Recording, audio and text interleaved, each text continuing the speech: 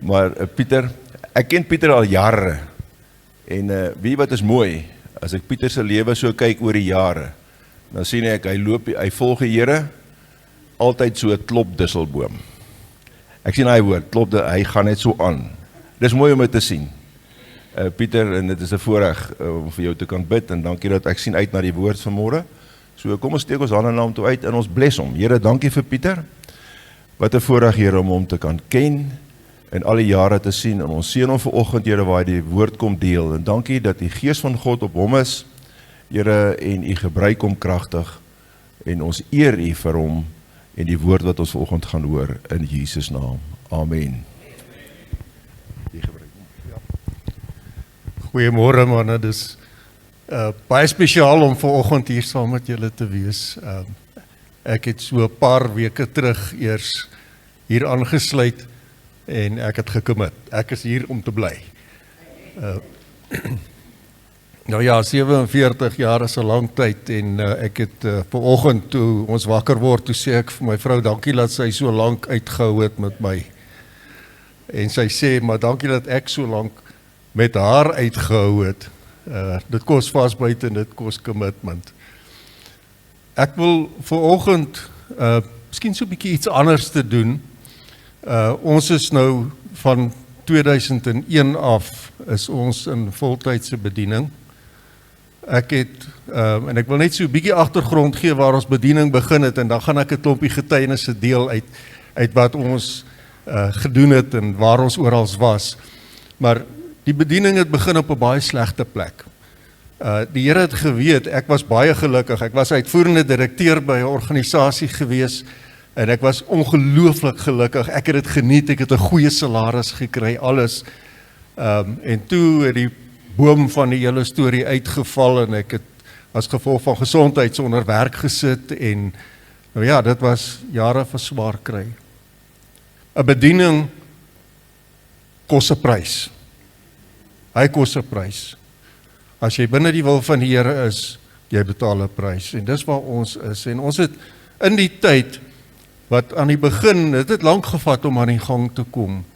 En die Here het vir ons 'n opdrag gegee en ons het die besluit geneem. En die eerste besluit was, ons gaan niemand vra vir geld nie. Ons het gesukkel om kos op die tafel te kry, maar ons het besluit, ons gaan niemand vra vir geld nie. Tweede besluit wat ons geneem het is, ons gaan nie geld leen nie. En die derde besluit wat ons geneem het is, ons gaan die Here alleen vertrou vir wat ons nodig het. En so het die Here deurgekom vir ons. Man, ek sal vir jou sê, ek raak sommer opgewonde oor wat die Here gedoen het en wat hy besig is om te doen. Want ons sit eendag en die kos is, ons het nie geld vir kos nie, maar daar is nog bietjie kos in die huis. En ons het 'n kassie gehad en hy was omtrent so daai diepte en so en so.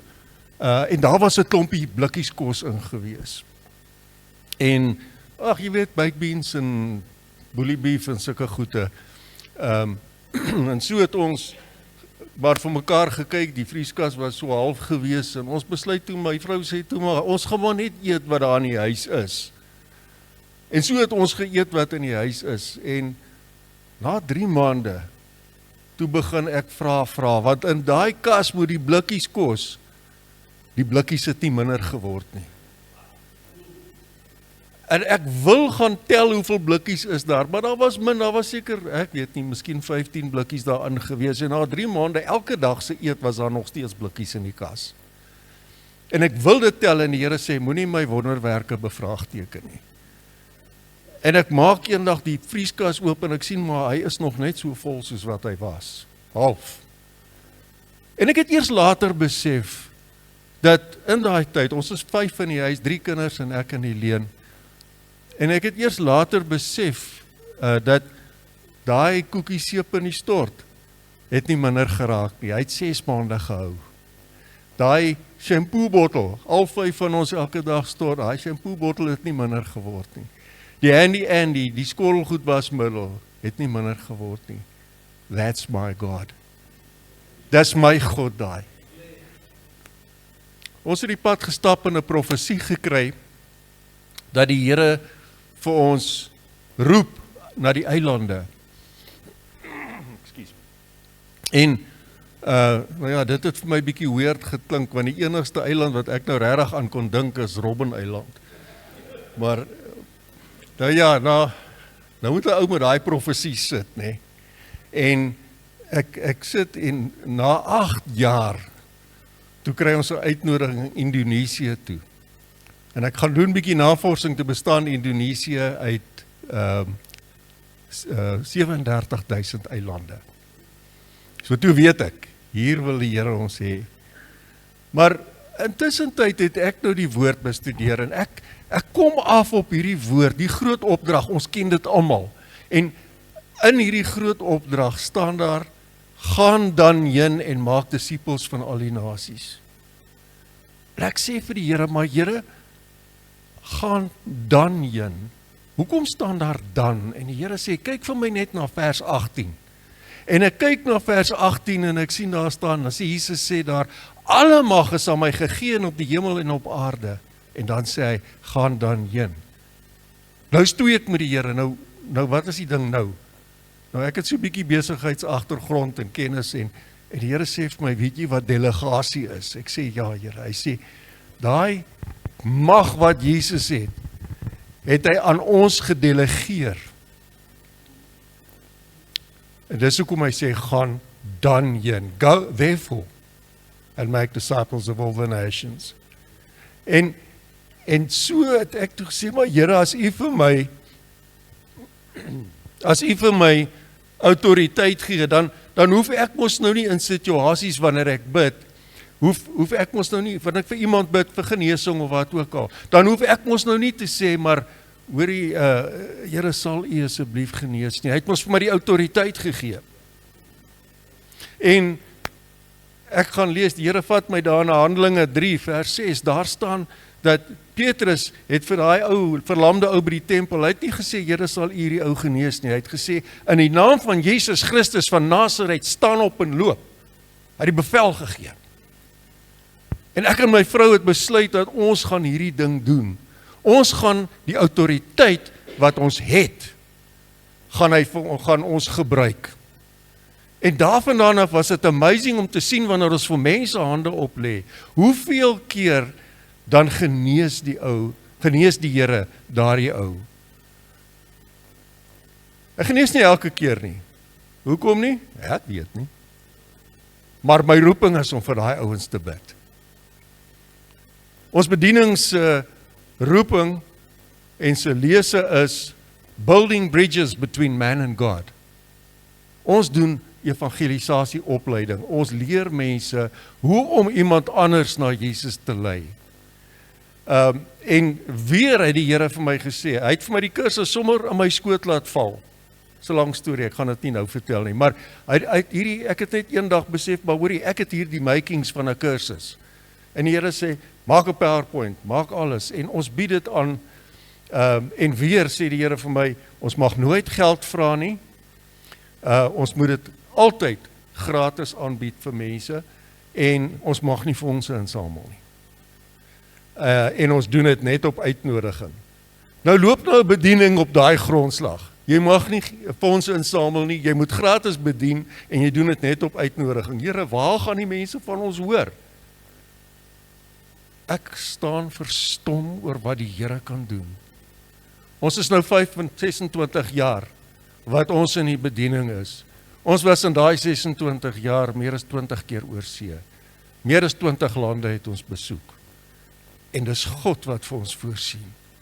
Dis God wat daai uitnodigings laat kom. Ek het massas uitnodigings wat ek nie kan aanneem nie, wêreldwyd. Dis net die Here wat so iets kan doen. Hy is amazing, die manier wat hy dit doen. En so het ek net nou gesê, was ons eerste buitelandse uitreik, dit was nogal rof geweest. Ons het die hele Suid-Afrika deur ook al bedien. Maar dit was nou rof, maar nou moet ons die Here vertrou en ons mag nie geld vra nie.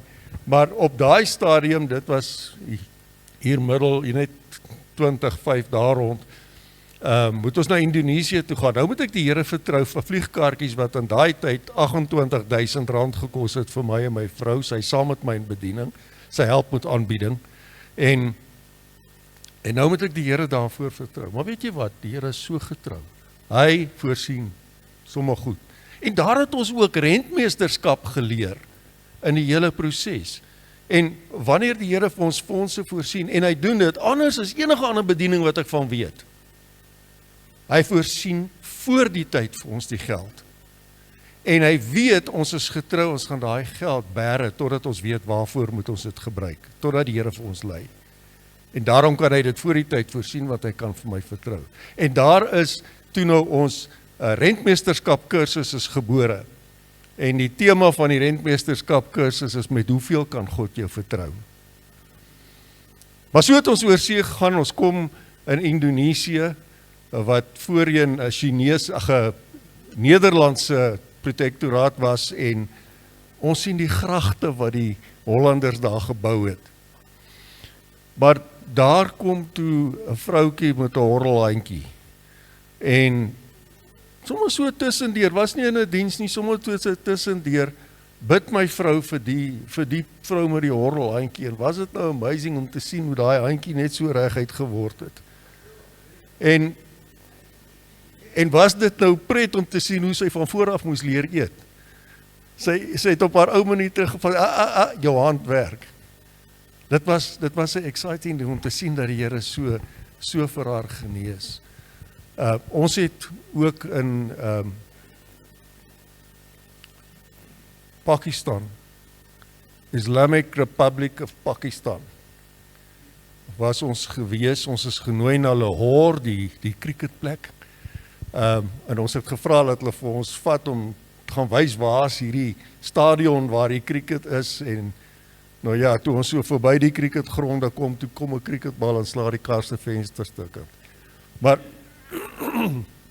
toe ons daar gekom het, ons het pas geland, en ons kom toe by ons gasheer se huis, 'n pastoor daar, en toe ons daar aankom, toe sit daar 'n vrou vir ons in wag. Toe vertel sy vir ons, natuurlik deur 'n tolk, vertel sy vir ons dat sy het diabetes, en haar voete het nou so dood gegaan dat haar begin gangreen gee, en die dokters wil haar voete afsit. En sy sê, maar sy het vir die klomp dokters, maar so kan sy nie sê hoekom nie, sy wou eers wag dat ons vir haar bid. En sy sê toe vir die dokters, maar hulle moet net bietjie wag, sy sal later terugkom, sy wil nou eers bietjie hierdie ding bedink. En so, jy durf nie in Pakistan nie, die ouens word vervolg. Baie dankie. Die ouens word vervolg, die Christene word kwaai vervolg daar. En so kon sy nou nie vir die dokter sê wat haar plan is nie. Maar sy sit daar so, en ons kom nou bid ons maar vir haar, en ons vertrou die Here in die naam van Jesus, laat daar genesing kom, laat hierdie bloed begin vloei in hierdie voete, in die naam van Jesus. En sy word net daar genees, want God genees. Ek was maar net die spanner wat die Here gebruik het. En die Here het haar genees, en die hele tyd wat ons daar was, het sy al agter ons aangeloop, sy was altyd daar. Dit was so kosbaar gewees. En ons gasheer se dogter, hy het 2 dogters, die een dogter is 'n verpleegster, en die ander ene is 'n onderwyseres. En die onderwyseres het vir my, haar naam is Farah, en Farah was amazing, die bediening wat sy gehad het onder kinders. En dan sy in die middag, of in die skooltyd, dan sê sy vir die kinders, hoor jy, as jy hulp nodig het met jou huiswerk, dan kan jy daar na ons huis toe kom, ek sal vir jou help vanmiddag met jou huiswerk. En dan het die kindertjies gekom, van alle gelowe was daar gewees. En dan het sy daar, wanneer sy hulle help, en sy sê, by the way, ons het so 'n lekker byeenkoms Sondag, ons noem dit Sondagskool, maar dis nie skool nie, moenie worry nie, dis nie skool so skool nie, dis 'n spesiale iets, en julle sal dit geniet, as julle wil kom kuier vir ons. En so het van die moslimkindertjies ook begin kom na die Sondagskool wat hulle daar gehad het.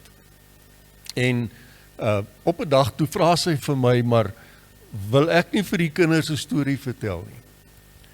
En ek sê toe, nie is reg, ek sal so 'n bietjie vir hulle vertel, en ek vertel toe vir hulle van die arend.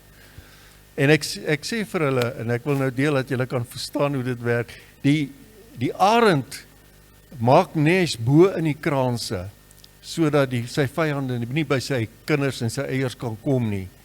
En dan sal die ma-arend sal vlieg op vleuels soos arende, sê die woord in Jesaja 40. En dan sien sy, haar kindertjies is okay, en dan sien sy 'n hasie daaronder, dan duik sy af met 'n spoed, en sy gaan haal daai hasie, en sy bring dit vir haar kindertjies om te eet.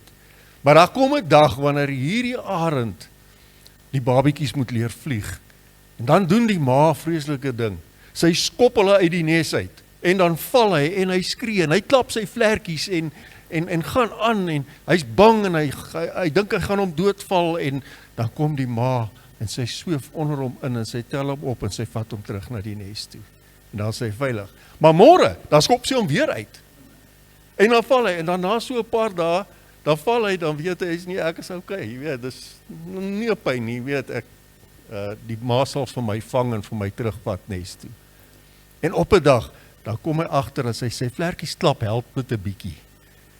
En so leer hy naderhand, en dan op 'n dag as sy ma hom uitskop, dan sweef hy. Want hy is vlerke sterk geword, en hy kan vlieg. Maar die boodskap hier agter is dat, onthou, jy is soos daai baba arend. 'n Arend kom, en hy vang sy babietjie. So jy hoef nie te vrees nie, God is jou arend. Hy sal vir jou vang. Hy sal nie toelaat dat jy jou te pletter val nie. Hy sal vir jou vang. Maar weet jy, 'n interessante ding van 'n arend, hy vang net sy eie kinders. Hy vang nie 'n ander arend se kinders nie. Ons God vang sy kinders. En dis die storie wat ek vir hulle vertel het. En daar was 'n seentjie daar gewees, wat die storie gehoor het, moslem seentjie, en hy gaan terug na sy ouers toe, en hy vertel nou vir hulle wat ek nou vir hulle vertel het. En die ouers is toe nou heel geïnteresseerd, en hulle besluit hulle nooi ons vir ete. En so gaan ons, en ons gaan eet by hulle, maar in Pakistan, daai huise daar, bestaan eintlik net uit een vertrek, so daar's 'n hele, die hele kamer is vol beddens. Waar ons nou was daar 5 beddens, van hoek tot kant, net so 'n gangetjie, dat jy by jou bed kan uitkom. En badkamer is buitekant, kombuis is buitekant, alles is buitekant, daar is nie sitkamer nie, en so het ek en Helene nou die eer gehad, dat ons op die dubbelbed kon sit, en al die ander mense sit daar rondom in die bed, op die beddens, en ons het nou lekker geëet, ons het daar, hulle het gepraat van green fire. Nou kyk, as daar groenigheid in 'n slaaitjie is, ou maat, bly jy van daai slaaitjie af weg. Ek sê altyd, dis heilige kos, want dit brand die hel uit jou uit. Maar so het ons toe nou eintlik heel lekker geëet. Hulle is vir ons gewaarsku as daar green fire is. Maar so het ons nou klaar geëet, en hulle het die bakke so voor ons gepak, en dan het jy nou maar geëet wat jy wou. En so, nadat ons klaar geëet het, toe sit ons nou maar, ek en Helene sit nou maar in Afrikaans en gesels, en ons, die res van die ouens praat almal Punjabi, en hulle chat onder mekaar, nou ja, ons is redelik uitgesluit. En op 'n stadium kom daar so 'n klein 8-jarige seentjie, en hy klim hier, woep, woep, op die bed, en hy kom sit voor my, en hy check my uit met sulke groot bruin oogies. En ek kyk nou, wat nou?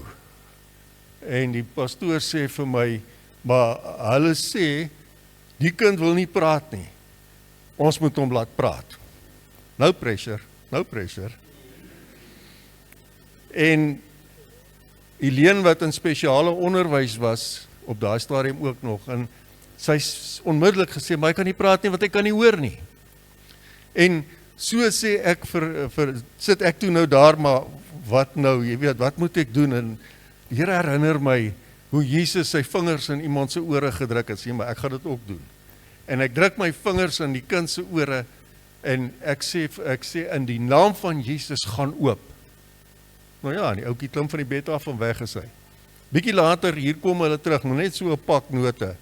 Nou, hulle note is nie veel werd in terme van ons geld nie, maar net 'n pak geld wat hulle toe nou bymekaar gemaak het en wat hulle toe nou vir my wil gee. Maar jy weet mos, ek kan nie geld vat vir werk wat die Here gedoen het nie. En hulle sê toe vir my, in hulle kultuur is dit slegte maniere om nie te vat nie. Die ouens sal verskriklik aanstoot neem as ek dit nie vat nie. So, toe skep hulle vir 'n oue baie ongemaklike situasie, maar ek vat dit toe en ek gee dit toe voor almal gee ek dit toe vir die pastoor en sê, gebruik dit vir jou sonndagskool. En so het daardie 2 gesinne, ons is nie seker of het 2 of 3 gesinne is nie, het tot bekering gekom as gevolg van daai wonderwerk. En hulle het by die kerk aangesluit. Moslem gesinne. Dis exciting. Ek wil vir jou sê, as 'n moslim tot bekering gekom het, dan kan jy gerus na hom toe gaan en jy kan vir hom gaan vra, vertel my jou getuienis. Daar het altyd of 'n wonderwerk of uit 'n persoonlike ervaring met Jesus gehad.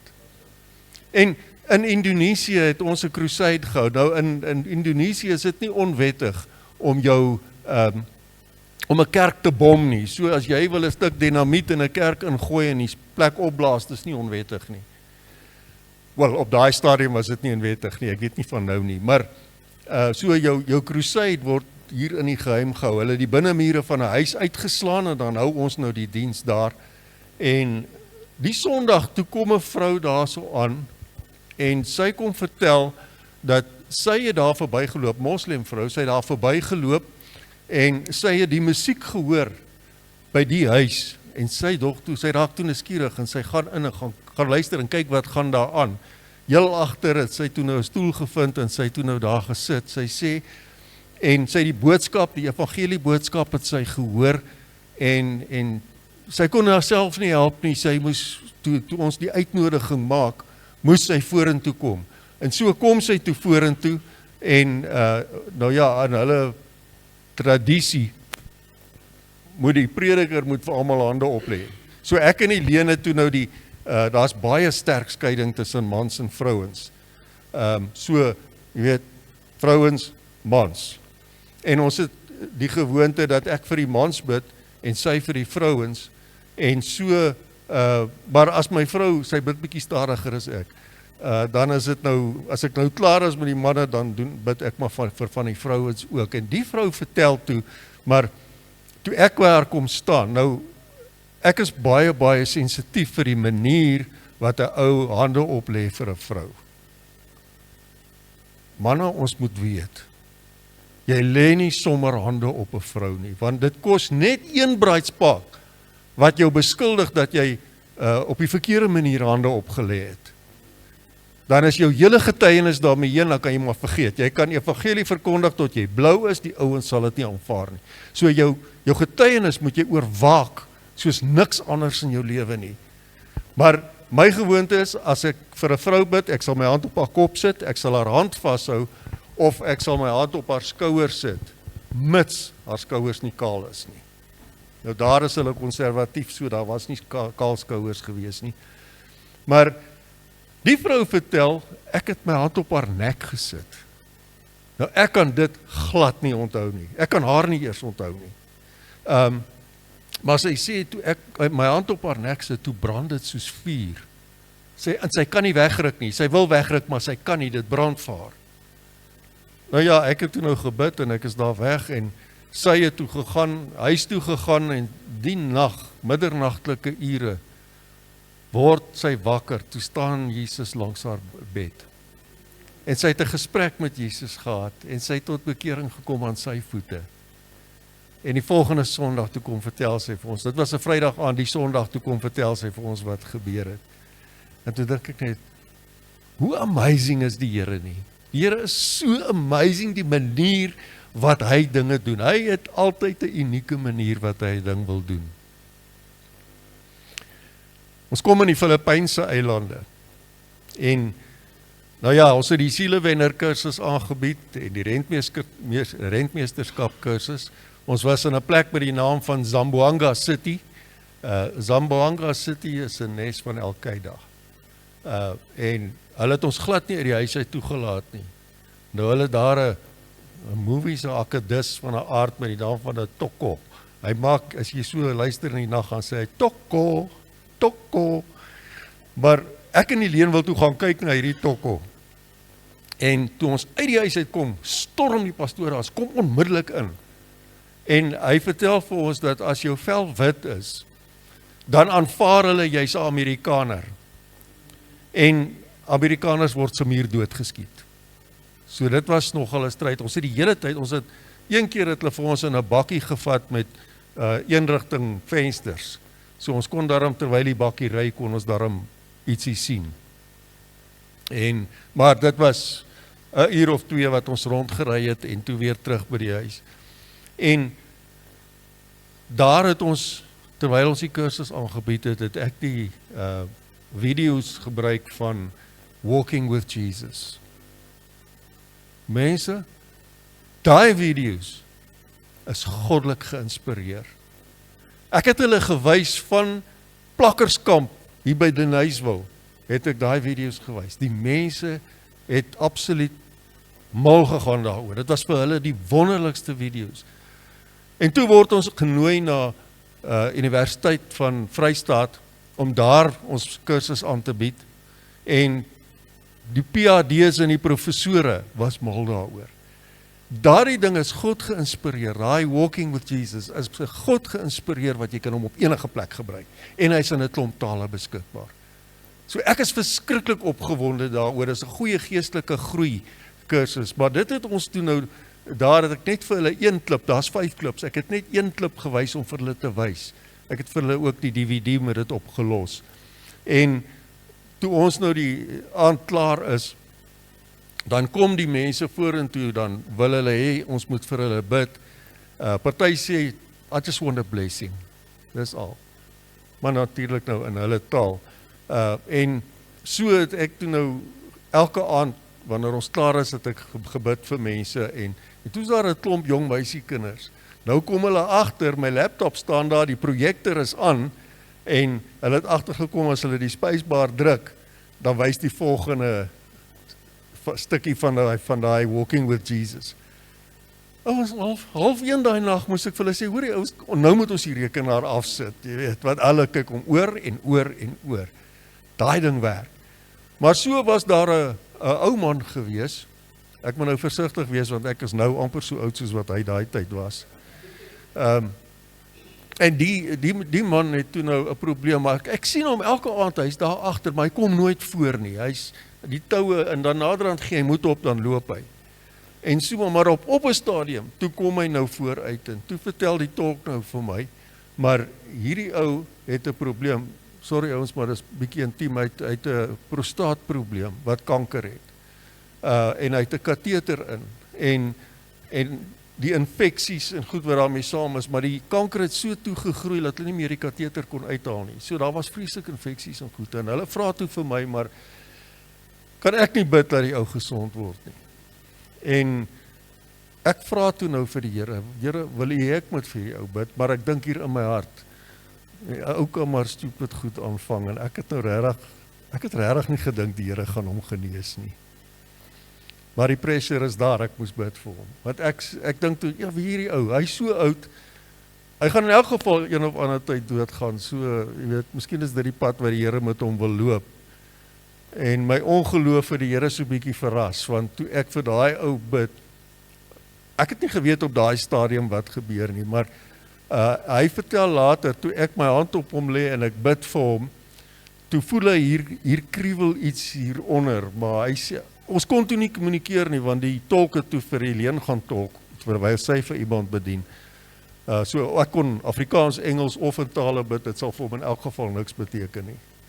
Maar so is die ou daar weg, en so 2 weke nadat ons teruggekom het hier in Suid-Afrika, toe kry ek 'n e-mail van die pastoor wat vir my sê, daai ou het gesê, hy voel daar's 'n kriweling daaronder, en 'n week later toe's al die pyn weg, en hy gaan na die dokter toe, en die dokter sê vir hom, hoorie, maar jy maak keer niks. En daai kateter, woeps, is hy uit en die ou is blakend gesond. That's my God. That is my God. Man, ek raak sommer opgewonde oor die Here. Dis so exciting om die Here te dien. Ek sê altyd, as jy daar is wanneer die Here werk, gaan jy hom sien werk. As jy nie daar is nie, hoor jy net die getuienisse. En dis hoekom ek opgewonde is oor die manne wat nou hier afgery het, daar na Williston se wêreld toe. Hulle was daar toe God werk. Hulle het gesien hoe mense geseën word. En so, wanneer jy uitreik, wanneer jy uitgaan, en nie soveel geleenthede, en ek is nou 3 keer saam met Harvesters, ou Leon, hulle, was ons nou al in Lesotho 2 keer gewees, en ons was in Swaziland of Eswatini, was ons ook gewees, en elke keer sien jy hoe die Here werk. Toe ons in Lesotho was, het ons met 'n Toyota Prado gery. Nou, Toyota Prado is 'n klasie 4x4 ding. En so, die oggend, toe ons nou gesê word, nou, ons het kerke bedien, ons het Bybels daar gaan versprei, ons het vir hulle 'n diens gehou, vir hulle gepreek en so. En dis amazing hoe die ouens enige tyd van die dag, Saterdag, Vrydag, wat ook al, hulle kom kerk toe, daar sit daai kerkie vol. Maar nou, die oggend spesifiek, toe sê Leon vir ons, sien jy, daai berg daar, so, onthou nou, dis Lesotho se berge, nee, dis Drakensberge. Hy sê, daar waar die wolke begin, daar is 'n kerk, jy moet soen toe gaan. Nou ja, ons het aan 50 kilometer 3,5 ure gery, toe is ons nog nie bo nie. En ons het net so gekom en ons sien maar hier's fout hoor. Nou ja, toe ons die bonnet oopmaak, is dit net rook en die radkas het gegaan. So daar's geen manier, maar nou is dit 50 kilometer se ernstige, slegte grondpad. Van die 4x4 ouens het gesê, hulle het nog nooit so slegte pad gery nie. So dit was regtig rof geweest. Maar gelukkig ons was 2 voertuie. En toe ons nou besef, hier's moeilikheid, toe sê besef ons maar, kyk ons maar, ons tweede voertuig. Dit was nie 'n Toyota nie. Toe kyk ons nou daaronder en ons sien maar, hier loop die breekvloot uit. Daai berg lyk so. Die breekvloot het uitgeloop. En my eerste gedagte daaruit was, dit my eintlik nogal verras. Want die eerste ding wat 'n ou aan dink is paniek. Maar ek het nie gepaniek nie. Ek het net daar uitgeklim en my eerste gedagte is, ek wonder wat gaan die Here nou doen. Ons het toe, een van ons ander spanlede, ons was, ek dink 12 of 14 voertuie, nee, so iets. En een van die ouens kom toe op om ons af te sleep. Nou moet jy weet, ons het hierdie sleepbande wat jy kry, is ons so 'n breë geel band wat jy die 2 voertuie aan mekaar maak. So ons het so ene, en dan het ons nog 'n tou so dik soos my duim. En so ons het 2 toue wat sleep. Maar nou gaan dit so deur die klippe en die gate en goede en so, en daai tou het 16 keer gebreek. 16 keer het hy gebreek. En jy weet nog op een slag binne in 'n rivier het hy ook gebreek. So en elke keer dan knoop ons om, en toe ons onderkom, toe is daai 2 voertuie net 'n meter uit mekaar uit, want die tou het ons nou al korter geword. Maar ons het veilig ondergekom met die genade van God. Daai wonderwerk kan jy vir niemand beskryf, en daai ondervinding, daai ou wat sonder brieke daar afgekom het, hy het net sy ratte gebruik, hy het veilig ondergekom. En dit was vir my so amazing om dit te ervaar. Daar's soveel geleenthede, waar 'n ou kan uitreik, waar 'n ou kan daar wees wanneer die Here werk. Ons moet net van daai geleentheid gebruik maak. Maar dit kos van jou om te sê, ek sal. Dit is 'n keuse wat jy maak. Maar nou is dit ook so, dat 'n ou voel, maar jong, ek het nou nie 'n evangelis hart nie. Ek is nie so aan mekaar gesit nie. En dan is daar vir jou 'n ander taak. Ons het 2 ouens, wat die wonderlikste kos maak. Maar ja, ek wil nie sê, dis die rede hoekom ek gaan nie, maar dis een van die pluspunte van die uitreik. Maar daar's ouens wat kar bestuur, daar's ouens wat bid, elke ou het 'n rolletjie wat hy kan speel. Nou ek dink, party van julle weet dalk, ek is 'n aanbieder by Radio Kansel, en ek het nou een ou daar gehad wat, ou Chris Mans, het ek gehad wat ek 'n onderhoud met hom gedoen het, en hy het vertel van sy uitreik na Botswana. Nou, ou Chris is nie 'n evangelis nie, hy's ook nie 'n prediker nie. Maar jy moet sien hoe gebruik die Here hom. Dit is eintlik exciting, dan val dit net in sy skoot en hy doen nou maar wat hy kan. En dan is dit amazing om te sien die resultaat wat gebeur. Ons was in Nepal gewees. Nou dis waar Mount Everest is, die hoogste berg in die wêreld. En dit was nogal 'n ondervinding. Dis 'n boeddhiste land en baie sterk boeddhiste. En terwyl ons daar was, ons het by 2 kerke het ons bedien. Sielewenner kursus. En so gebeur dit dat ons by 'n ou uitkom met die naam van Dalai Lama. En ons het een aand by hulle gaan eet. Nou in Nepal is net soos in Indië is dit grens aan Indië. Koeie is heilige koeie. Daai koei lê in die middel van 'n dubbelpad. Hy lê in die middel van die dubbelpad. Die karre moet om hom ry. As jy daai koei probeer wegjaag, is dit 'n boete van $3000.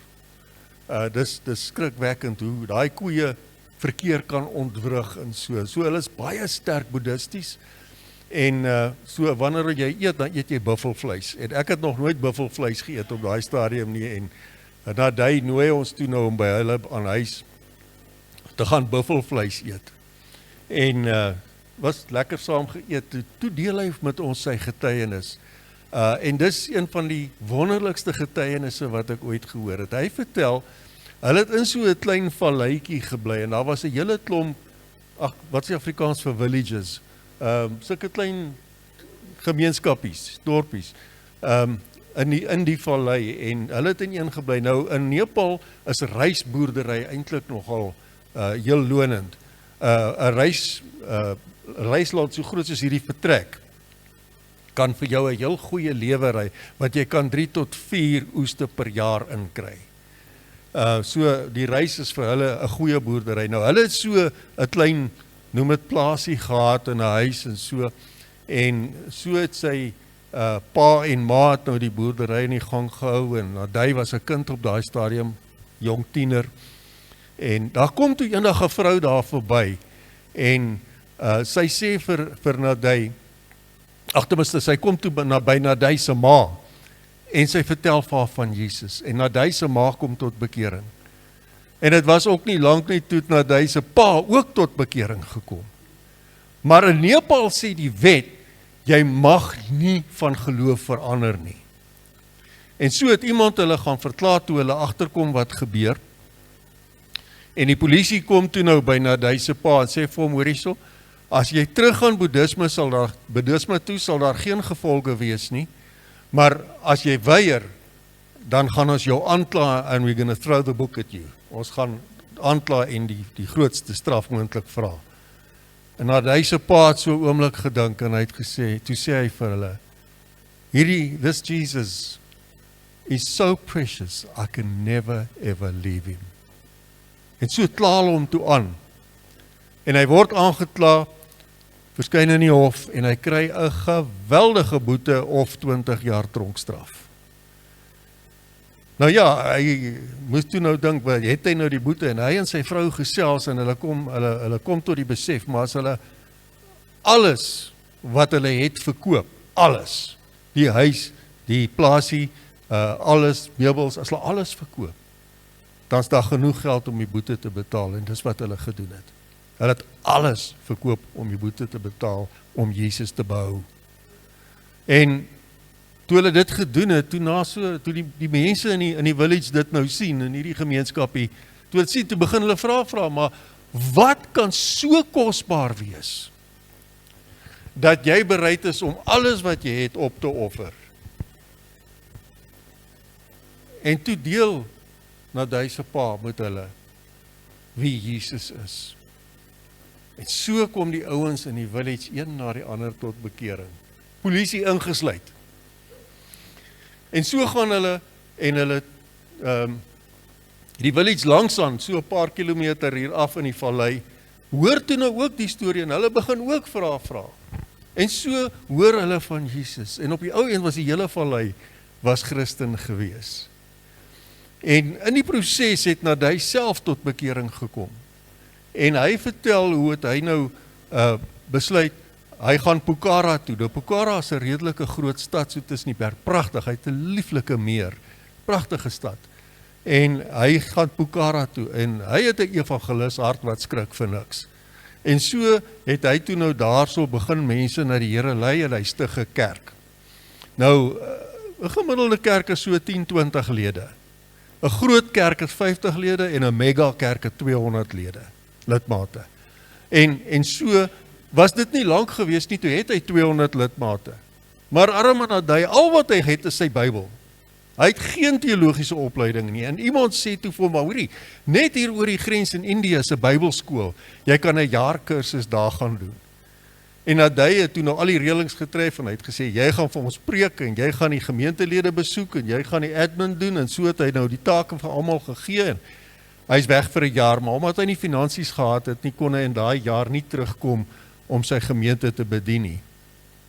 Toe hy na 'n jaar terugkom, toe sê die ouens vir hom, hoor hierso, jy's nie meer welkom in die kerk nie. Toe het hulle sy kerk gehijack. En maar Nadai het hy het wat die Engelse noem resilience, veerkragtigheid. En hy besluit, wel, as hulle hom gaan uitskop, dan begin hy nog 'n kerk. En toe ons nou daar was, toe het die kerk nou alreeds 55 lede gehad, en ons toe nou vir hulle bedien, ons het hulle geleer om siele te wen, om die evangelie met mense te deel, en daarmee was Nadai ook nie tevrede nie. En hy stel vir hom 'n doelwit, dat hy in 10 jaar 100 nuwe kerke wil stig, wil plant. Nou daar is nie kerke daar nie. So hy het in daai omgewing het hy toe nou die 100 plekke geïdentifiseer. Hy het binne 18 maande het hy 25 kerke geplant. En hy's nou nog besig en met sy beperkte opleiding is hy nou besig om klas te gee vir die pastore. Toe ons daar was, by hulle geëet het die pastore gekom om raad te vra en ons het saam met hulle gebid. Maar dis hoe die Here besig is om te werk.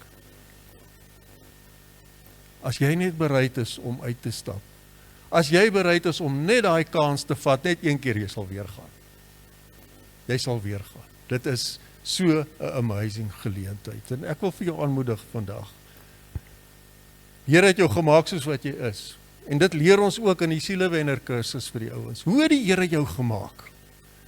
En soos wat die Here jou gemaak het, sal hy jou gebruik. As hy jou nie 'n evangelis gemaak het nie, gaan hy jou nie as 'n evangelis gebruik nie. As hy jou nie 'n prediker gemaak het nie, gaan hy jou nie as 'n prediker gebruik nie.